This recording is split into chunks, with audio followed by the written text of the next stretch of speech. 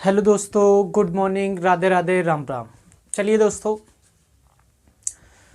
आप सभी को नई साल की हार्दिक शुभकामनाएं। और आज आपका नई साल का दूसरा दिन है, तो आप लोगों ने पहले दिन अच्छे से एंजॉय और मस्ती की होगी, है ना। तो बहुत सारे लोगों ने अच्छी अच्छी पार्टियां की हैं, मौज मस्ती, मतलब यहाँ घूमे वहाँ गए, चिड़ियाघर गए, है ना। तो सारी चीज़ें घूम घाम के आए होंगे।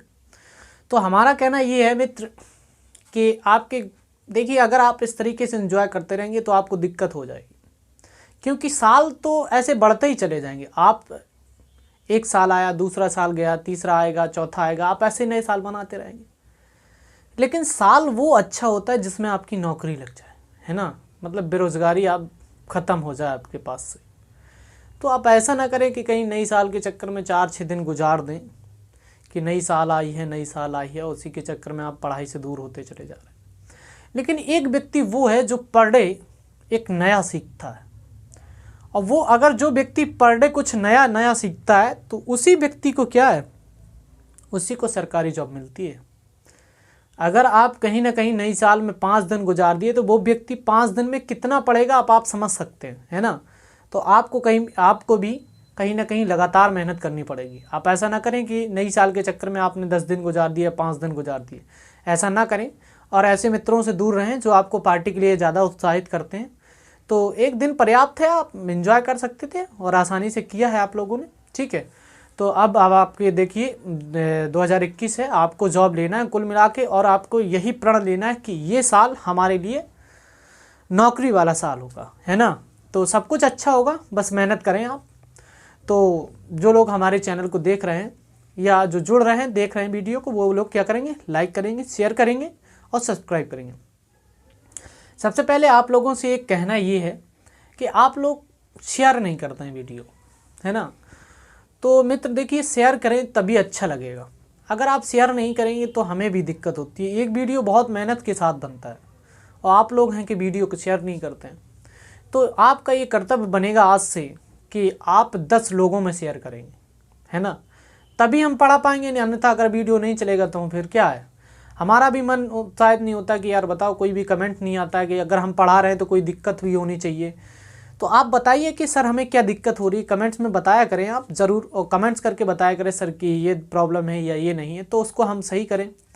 ना तो आप लोग कमेंट करते हैं, ना किसी प्रकार की कोई चीज़ बताते हैं, है ना। तो आपका आज से ये फ़र्ज़ बनेगा कि 10 लोगों को सबसे पहले शेयर करेंगे और आप कमेंट करके बताइए कि सर कैसी लगी आपको क्लास।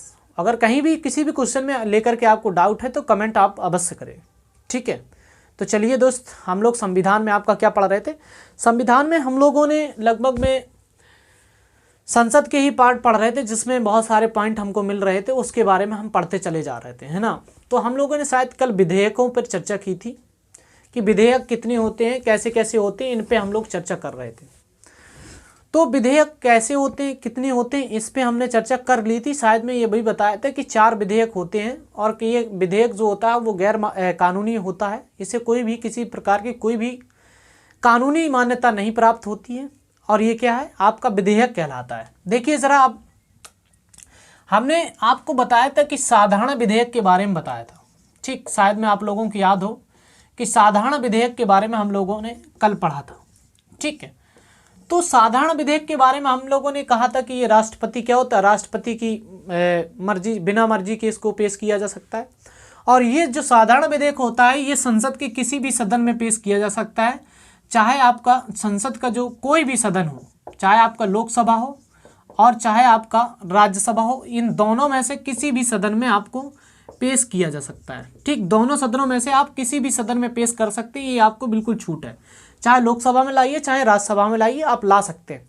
लेकिन हमने ये भी बताया था कि जब इसे राष्ट्रपति की अनुमति से पेश नहीं किया जाता है तो राष्ट्रपति क्या कर सकता है, राष्ट्रपति इसे पुनर्विचार के लिए भेज सकता है। कहां पर, राज्यसभा के पास या मतलब आपकी लोकसभा के पास, इन दोनों के पास इसे वापस भेज सकता है पुनर्विचार के लिए। आप इस पर विचार करें, है ना।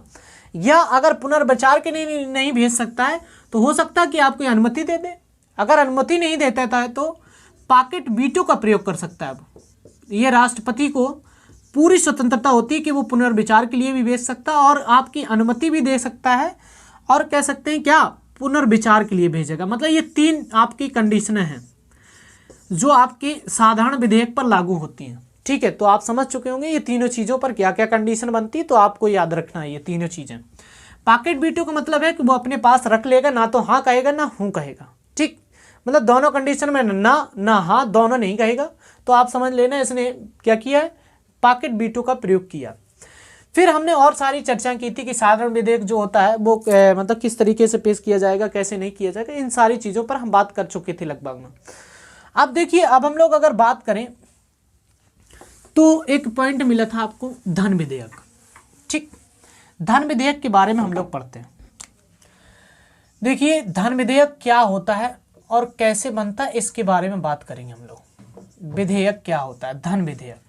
सबसे पहले कि धन विधेयक का किस आर्टिकल में उल्लेख है, तो याद रखें, अगर आपसे आर्टिकल पूछा जाता है तो हम लोग बताते हैं कि जो आर्टिकल होता है वो 110 है।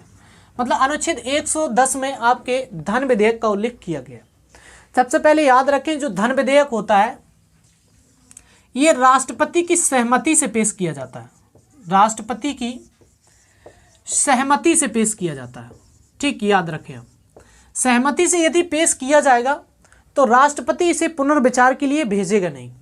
ठीक है, याद रखें, अगर राष्ट्रपति की सहमति से पेश किया गया तो राष्ट्रपति इसे क्या करेगा, पुनर्विचार के लिए नहीं भेज सकता है, नहीं भेज सकता है, इतना याद रखना, नहीं भेज सकता है। और अगला ये पॉइंट बनता है कि जब नहीं भेज सकता है तो संयुक्त बैठकें भी नहीं बुलाई जा सकती हैं। इसके विधेयक के संयुक्त बैठक भी नहीं बुलाई जा सकती, बैठक भी नहीं बुलाई जा सकती है। किसके संबंध में, धन विधेयक के संबंध में संयुक्त बैठक भी नहीं बुलाई जा सकती, क्योंकि संयुक्त बैठक बुलाता कौन है, राष्ट्रपति, और उनकी अध्यक्षता जो करता है वो कौन करता है, लोकसभा अध्यक्ष करता है। भाई, जब राष्ट्रपति की सहमति से ही हमने कोई विधेयक को पेश किया है तो राष्ट्रपति क्यों पुनर्विचार के लिए भेजेगा। ठीक है ना, तो राष्ट्रपति इसे पुनर्विचार के लिए नहीं भेज सकता, ना ही संयुक्त बैठकें बुला सकता है। ठीक, जब राष्ट्रपति के पास पहुंचता है ये विधेयक तो राष्ट्रपति को इसे क्या करना होता है, ऑटोमेटिकली इस पर साइन करने होते, क्योंकि इसकी सहमति से ही पेश किया गया होता है। लेकिन याद रखें, इसे सबसे पहले इस विधेयक को किस सदन में पेश करते हैं, सबसे पहले तो याद रखें इसे केवल और केवल लोकसभा में पेश किया जा सकता है। कहां पर, लोकसभा में केवल पेश किया जाता है, केवल पेश किया जाता है। ठीक, याद रखना, आपसे कई बार क्वेश्चन पूछा गया है कि धन विधेयक को सबसे पहले किस सदन में पेश करते हैं या किस सदन में पेश किया जाता है, तो लोकसभा में पेश किया जाता है। और जब लोकसभा में पेश किया जाता है तो राष्ट्रपति की सहमति से ही पेश किया जाता है। तो अब ये बात बताइए कि कोई भी विधेयक धन विधेयक है या नहीं, इसका निर्णय कौन करता है, तो याद रखना, कोई निर्णय ये कौन करता है कि कोई भी विधेयक धन विधेयक है या नहीं, तो लोकसभा अध्यक्ष करता है। कौन करता है, लोकसभा अध्यक्ष इस बात का निर्णय करता है कि ये विधेयक धन विधेयक है या नहीं, इतना याद रखें। जब ये लोकसभा के पास पहुंचता है, लोकसभा के पास पहुंचने के बाद लोकसभा अध्यक्ष इस पर अपना एक क्या करता है, प्रमाण पत्र चिपकाता है कि ये विधेयक जो है वो धन विधेयक है। तो अब आपके दिमाग में एक चीज़ जरूर चल रही होगी कि धन विधेयक होता क्या है, मतलब किसे कहते हैं धन विधेयक। तो याद रखें, कह सकते हैं कि अगर मान के चलिए कि जो अगर कोई भी किसी प्रकार का जो टैक्स है, टैक्स को कम करना, सरकार अगर किसी प्रकार के टैक्स को कम करना चाहती है, टैक्स को कम करना ये धन विधेयक कहला सकता है। मान के चलिए किसी भी विधेयक सरकार चाहती है कि इस यहाँ पर टैक्स कम करना है, तो सरकार इसे क्या धन विधेयक कह सकती है। कौन कहेगा, ये आपका लोकसभा अध्यक्ष कहता है। या फिर टैक्स को बढ़ाना, या कह सकते हैं कर को कम करना, या क्या है बढ़ाना भी क्या कहला सकता है, वो विधेयक, वो भी आपका क्या कहलाएगा, धन विधेयक कहलाएगा।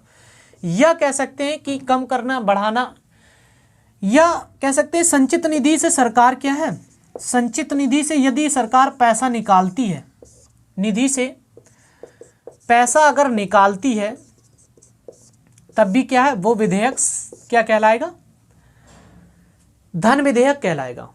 हो सकता है कि सरकार जो है वो संचित निधि से पैसा संचित निधि से पैसा क्या कर रही हो, निधि से पैसा हो सकता है कि वो जमा कर रही हो संचित निधि में या निकाल रही हो। अगर इस तरीके के भी विधेयक आते हैं तो वो विधेयक क्या कहलाएंगे, धन विधेयक कहलाएंगे। और ये प्रमाणित कौन करता है, तो लोकसभा अध्यक्ष प्रमाणित करता है और ये राष्ट्रपति की सहमति से पेश किया जाता है, इसलिए राष्ट्रपति इसे पुनर्विचार के लिए नहीं भेज सकता, है ना। राष्ट्रपति जब पुनर्विचार के लिए नहीं भेज सकता तो इस पर संयुक्त बैठकें नहीं बुलाई जा सकती, ठीक है, इतना याद रखना है आपको। तो इसको पहले नोट करें, फिर इसके बाद में हम आगे चल देंगे। नोट करें, हो गया होगा, देखें।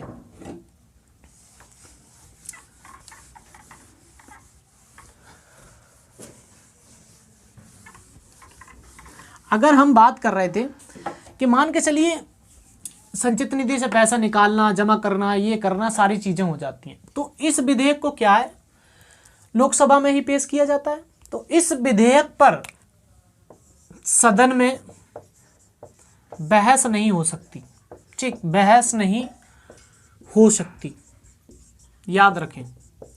किस पर, इसी पर कि विधेयक पर बहस नहीं होती, सीधा ये पारित कर दिया जाता है।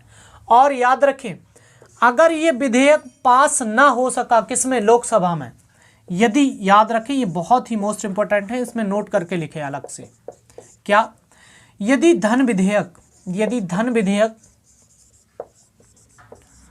लोकसभा में, या क्योंकि लोक सभा में पेश किया जाता है, राज्यसभा के पास पहुंचता ही नहीं है, ठीक है ना। कहने का मतलब है कि लोकसभा में पारित नहीं होता है, तो सरकार को इस्तीफा देना पड़ता है। समझ रहे बात को, अगर ये इस्तीफा देना पड़ता है, अगर ये विधेयक क्या हुआ आपका, मान के चलिए सदन में पास ना हो सका, सरकार मान लीजिए कि संसद में कह सकते हैं संचित निधि में से पैसा निकालना चाहती थी और धन विधेयक को उसने पारित किया। जब धन विधेयक को पारित मतलब लेके पहुंची और लोकसभा में ही पहुंचेगा, और लोकसभा में सदस्य किसके होते हैं सबसे अधिक, जिसकी सरकार होती है। अगर ये धन विधेयक पारित होना चाहिए वैसे, क्योंकि सारे सदस्य उसी पार्टी के, अगर मान के चलिए विधेयक पारित ना हो सका तो इसका मतलब है कि उसी के सदस्यों ने ही वोट नहीं दिया इस पे। तो कहने का मतलब है कि सरकार पे कोई ना कोई दिक्कत है, मतलब सरकार को पूर्ण बहुमत नहीं है इस समय प्राप्त। तो इस समय क्या होगा, जब पूर्ण बहुमत नहीं है तो सरकार को क्या है, इस्तीफा देना पड़ता है। कब, जब धन विधेयक लोकसभा में पारित नहीं होता है। समझ रहे बात को, ये बहुत ही अच्छा पॉइंट है, आपको नोट करके लिखना है, ठीक है। तो नोट करें इसको।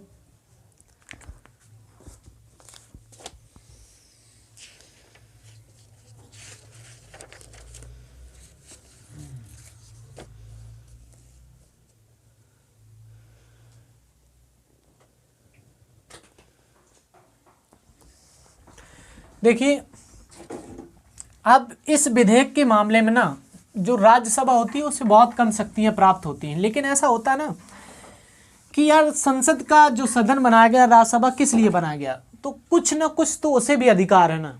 तो लोकसभा जब पारित कर देती है इस विधेयक को, तो राज्यसभा के पास भी एक गरिमा बनी रहे इसलिए भेजा जाता है। लेकिन याद रखें, सबसे पहले लोकसभा में भेजेंगे। अब होता क्या है कि राज्यसभा के पास जब ये जाता है तो राज्यसभा जो होती है वो राज्यसभा इसे क्या करती है, 14 दिन तक अपने पास रख सकती है। और अगर ये 14 दिन तक क्या करेगी, राज्यसभा अपने पास रख सकती है और विचार कर सकती है इस पर। लेकिन 14 दिन के अंदर अगर इसने पारित नहीं किया, है ना, अगर पारित नहीं किया तो ये स्वतः पारित मान लिया जाता है। समझ में आई बात, स्वतः पारित मान लिया जाता है। तो इसका मतलब ये हो गया कि जबरदस्ती वाला काम हुआ कि राज्यसभा ने तो पारित नहीं किया और स्वतः पारित हो गया। तो कुल मिलाकर के राज्यसभा की एक गरिमा बनी रहे इसलिए इस विधेयक को राज्यसभा के पास भेजा जाता है। नहीं, कोई इसे अब देख नहीं रहे कि अगर वो पारित भी नहीं करना चाहती फिर भी पारित हो रहा है। तो कहने का मतलब क्या है कि सीधी सी बात है कि उसके पास शक्ति है ही नहीं इस बात की। और ऐसा भी कहा गया कि राज्यसभा जो है ना, इस विधेयक को इस विधेयक को पुनर्विचार के लिए नहीं भेज सकती, पुनर्विचार के लिए नहीं भेज सकती। कहाँ नहीं भेज सकती? लोकसभा में। भाई लोकसभा के पास तो भेजेगी, राष्ट्रपति के पास थोड़ी ना भेज देगी, अभी तो लोक ही सभा में चल रहा ना, तो लोकसभा के पास नहीं भेज सकती है, ऐसा कुछ प्रावधान है। समझ में आई बात? तो लोकसभा के पास ये पुनर्विचार के लिए नहीं भेज सकती है, लेकिन याद रखें, हाँ सहमति दे सकती है। क्या है? सहमति दे सकती कि इस बात को आप सही करें। क्या लोकसभा को ये सहमति दे सकती है कि सर आप ये काम कर सकते हैं, इसमें थोड़ा बहुत पॉइंट चेंज कर सकते हैं। लेकिन सहमति अगर इसने दी तो वो लोकसभा पर डिपेंड करता है कि वो इसकी सहमति को माने या ना माने, है ना। वो पूरी तरह स्वतंत्र है लोकसभा, ठीक है, याद रखें। तो कहने का मतलब ये भी है कि धन विधेयक को पुनर्विचार की राज्यसभा नहीं भेज सकती, और यदि राज्यसभा पुनर्विचार के लिए नहीं भेज सकती लेकिन अपनी सहमति दे सकती है। अब वो सहमति लोकसभा पर निर्भर करती है कि वो इसकी माने या ना माने। और यहाँ पर भी एक बात है कि राज्यसभा 14 दिन तक इसको केवल रोक सकती है धन विधेयक को, और अगर 14 दिन तक ये नहीं पारित करती है तो इस विधेयक को स्वतः पारित मान लिया जाता है, जैसे लोकसभा में पारित किया गया। ठीक, बात समझ में आई? तो कुछ पॉइंट आपको नोट करने थे, जो यहाँ से भी नोट करें जल्दी से।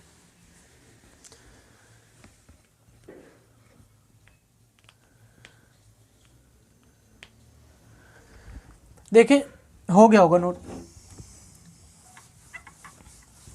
क्या है अगला पॉइंट देखें।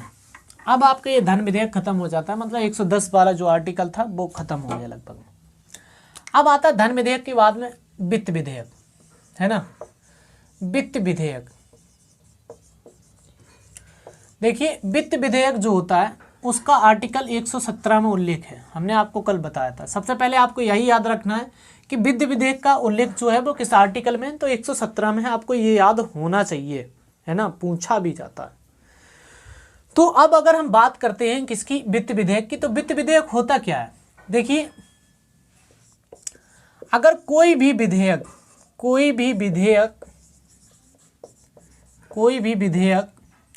वित्त से संबंधित है, वित्त से मतलब फाइनेंस से, वित्त से संबंधित है तो उसे वित्त विधेयक कहते हैं, इतना याद रखना। तो उसे वित्त विधेयक कहते हैं। हालांकि ये पॉइंट आपको मिल सकता है ऐसा भी कि सभी सभी धन विधेयक वित्त विधेयक होते हैं, वित्त विधेयक होते हैं। ठीक, इतना याद रखें। लेकिन फिर दूसरा पॉइंट क्या है, लेकिन सभी वित्त विधेयक धन विधेयक नहीं हो सकते, धन विधेयक नहीं हो सकते। ठीक है, याद रखना, ये पॉइंट आपसे कहा जाता है कि कोई भी विधेयक मतलब वित्त विधेयक है या नहीं, इसका संबंध। कुल मिलाकर के कहने का मतलब ये है कि जब धन विधेयक को कानूनी मान्यता मिल जाती है तो वही विधेयक आपका क्या कहलाने लगता है, आपका वित्त विधेयक कहलाने लगता है। ठीक है, बात समझ में आई। लेकिन वित्त विधेयक को सबसे पहले पेश कहाँ करते हैं? देखिए, हमने साधारण विधेयक के बारे में पढ़ा था कि साधारण विधेयक को संसद के किसी भी सदन में पेश कर सकते हैं। लेकिन अगर हमने बात की किसकी, धन विधेयक की, तो धन विधेयक को सबसे पहले लोकसभा में पेश करते हैं। अब बात आ जाती है वित्त विधेयक की। वित्त विधेयक को कहाँ पेश करते हैं? तो वित्त विधेयक को हम कहाँ पेश करते हैं? राज्यसभा में सबसे पहले पेश करते हैं। ठीक, राज्यसभा में पेश करते हैं। किसे? राज्यसभा में हम वित्त विधेयक को पेश करते हैं सबसे पहले। ठीक है, तो इतना नोट करें, बस इसके बारे में इतना ही कुछ है। चलिए, हो गया होगा लगभग में नोट, हो गया। चले, अब हमको मिलता है साधारण विधेयक, संविधान संशोधन विधेयक। देखिए जरा, संविधान संशोधन विधेयक क्या होता है? देखिए जरा, हम ये कह सकते हैं कि संविधान संशोधन विधेयक, ठीक, संविधान संशोधन विधेयक के बारे में देखेंगे हम लोग। जो संविधान संशोधन विधेयक होता है, हमने ये बताया कि 368 में है। ये आर्टिकल 368 में इसका उल्लेख है। मतलब कह सकते हैं कि इसका उल्लेख हमें जो मिलता है वो 368 में मिलता है। और हमने आपको कई बार ये भी बताया कि संविधान में अगर किसी प्रकार का संशोधन करना है तो वो इसी विधेयक के माध्यम से ही करते हैं, और इसी आर्टिकल के तहत ही हम अपने संविधान में संशोधन करते हैं। ठीक है, लेकिन ये संविधान संशोधन करने की प्रक्रिया कहाँ से ली गई है, तो याद रखना दक्षिण अफ्रीका से ली गई। ये बहुत प्रचलित क्वेश्चन है कि संविधान संशोधन करने की प्रक्रिया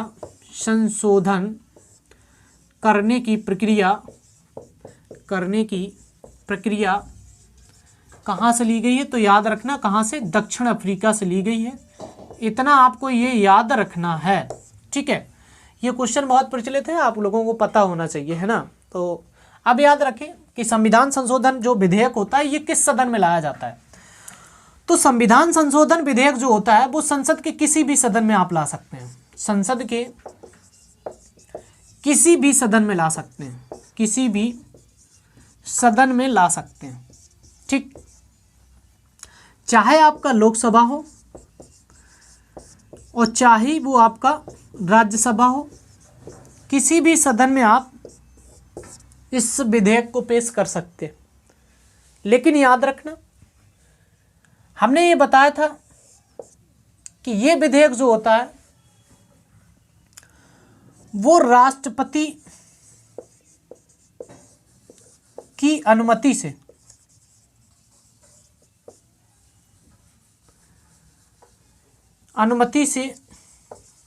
पेश किया जाता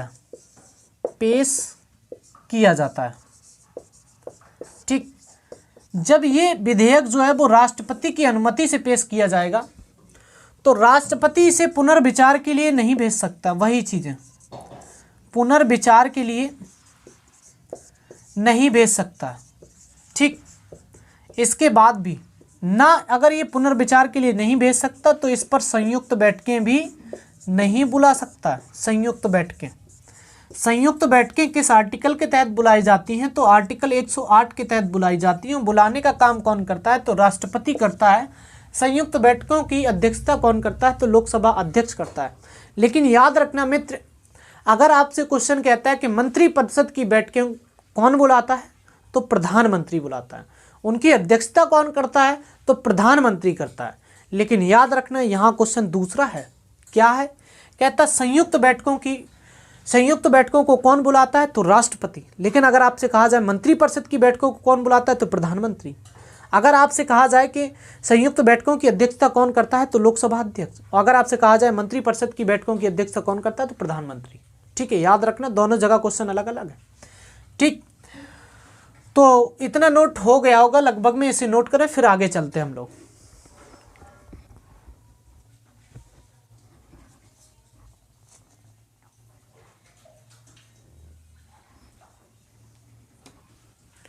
ठीक है, याद रखें इतना हमने आपको बता दिया कि किसी भी संसद के किसी भी सदन में पेश किया जा सकता है। और क्या है कि ये जो है ना वो राष्ट्रपति इसे पुनर्विचार के नहीं भेज सकता, क्योंकि ये जो संशोधन है, ये जो विधेयक होता है, ये राष्ट्रपति की ही सहमति से पेश किया जाता। इसीलिए राष्ट्रपति इसे पुनर्विचार के लिए नहीं भेज सकता, और ना ही इसके संबंध में कोई भी क्या संयुक्त बैठक बुला सकता है। ठीक है, तो इतना याद रखें, फिर आगे और चलते हैं। ठीक, आगे आपको क्या पॉइंट मिलेगा, अगला पॉइंट आपको मिलता है संसद की निधियां। क्या, संसद की निधियों के बारे में हम लोग पढ़ते हैं। निधियां क्या होती हैं और कितनी होती हैं, इस पर हम बात चर्चा करने वाले हैं कि संसद की निधियां कितनी होती, कैसे होती, इनके बारे में हम लोग चर्चा करने वाले हैं। देखें जरा, संसद की निधियां दो होती हैं। कौन कौन सी होती हैं उन पे चर्चा करेंगे हम। एक तो आपकी संचित निधि होती है। क्या होती है, संचित निधि होती है। दूसरी कौन सी होती है, तो आकस्मिक निधि होती है। आकस्मिक निधि होती है। ये दो प्रकार की निधियां होती हैं। एक आपकी संचित निधि होती है, एक आकस्मिक निधि होती है। ठीक, संचित निधि कौन से किस आर्टिकल में और आकस्मिक निधि किस आर्टिकल में, सबसे क्वेश्चन तो यही पूछा जाता है ना। तो सबसे पहले हम एक एक करके पढ़ेंगे संचित निधि के बारे में, आकस्मिक निधि को बाद में देखते हैं, है ना। पहले संचित निधि। तो अगर आपसे पूछा जाए कि संचित निधि का आर्टिकल कौन सा है, तो सीधा सीधा आपको बताना है कि इसका आर्टिकल 266 है। मतलब संचित निधि का उल्लेख जो है वो 266 में किया गया। अब अगर आपसे पूछा जाए कि संचित निधि है क्या, तो ये वो निधि है जिसमें सरकार का पैसा उपस्थित होता है। किसका? कहने का मतलब है कि सरकार का पैसा, या जिसमें धन एकत्रित होता है, धन एकत्रित होता है, उसे ही हम क्या कहते हैं, ये आपकी क्या है, संचित निधि है जिसमें धन एकत्रित होता है। लेकिन याद रखना, ये निधि जो होती है वो किसके नियंत्रण में होती है, तो संसद के नियंत्रण में होती है। किसके नियंत्रण में? संसद के नियंत्रण में ये निधि होती है। कहने का मतलब है कि इससे कोई भी पैसा नहीं निकाल सकता जब तक किसकी अनुमति ना हो, संसद की अनुमति ना हो। अच्छा, तो क्या सरकार भी नहीं निकाल सकती? बिल्कुल नहीं निकाल सकती। तो सरकार जो पैसा निकालती है वो कैसे निकालती है, तो याद रखना, सरकार, हमने बताया कि एक विनियोग विधेयक होता है। क्या होता है? विनियोग विधेयक होता है। और ये जो विनियोग विधेयक होता है ये आर्टिकल 114 में उपस्थित होता है। इस विनियोग विधेयक के माध्यम से ही सरकार पैसा निकालती है। कहाँ से? संचित निधि से। अगर आपसे पूछा जाए कि विनियोग विधेयक क्या होता है, तो आर्टिकल 114 में विनियोग विधेयक का उल्लेख है। और सरकार अगर पैसा निकालती है तो विनियोग विधेयक के माध्यम से ही संचित निधि से सरकार पैसा निकालने का काम करती है। ठीक है, इतना आपको लोगों को समझ में आ गया होगा लगभग। अब देखें जरा, मतलब संचित निधि होती क्या है, तो कहने का मतलब कि जहां पर धन एकत्रित होता है, मतलब एक ऐसा कोष है, एक निधि बनाई गई है जहां पर पैसा एकत्रित होता है। तो इस भाई ऐसा तो है नहीं कि पैसा हम घर से निकाल लें। अगर सरकार यहाँ पर मान के चलिए मोदी जी हैं, तो क्या वो यहाँ से पैसा निकाल सकते हैं? बिल्कुल नहीं।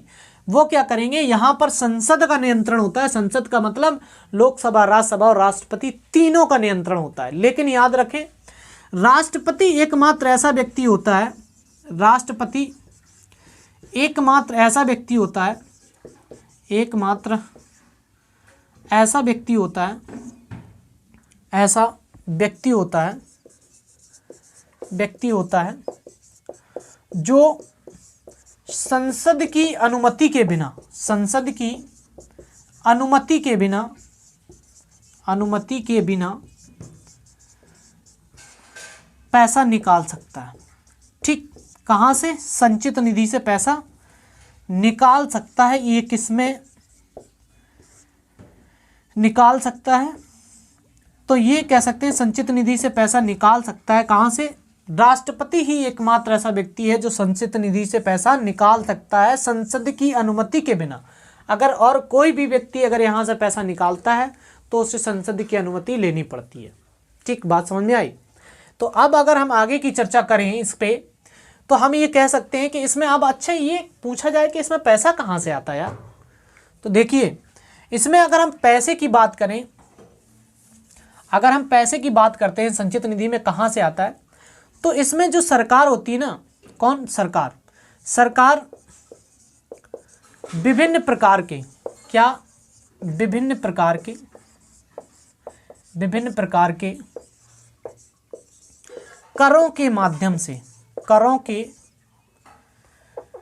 के माध्यम से या टैक्स के माध्यम से एकत्रित करती है इसमें। ठीक, जो भी सरकार टैक्स लगाती है, जितने भी सारे, उन टैक्स को जो भी पैसा आता है उन टैक्सों से, वो ये सारा का सारा पैसा कहाँ रखा जाता है? संचित निधि में रखा जाता है। अच्छा, तो इतना सारा पैसा जाता कहाँ है, किसे दिया जाता है, किस में यूज़ किया जाता है? तो याद रखें, ये संचित निधि का पैसा जो होता है, इस निधि का पैसा अगर आपसे कहा जाए कि संचित निधि का पैसा कहाँ जाता है, तो याद रखें, संचित निधि का पैसा जो होता है वो देश के विकास के लिए खर्च किया जाता है। देश के विकास में खर्च किया जाता है, देश के विकास में खर्च किया जाता है। ठीक, याद रखना है इस बात को आपको कि संचित निधि का पैसा किस में खर्च किया जाता है, तो देश के विकास में खर्च किया जाता है।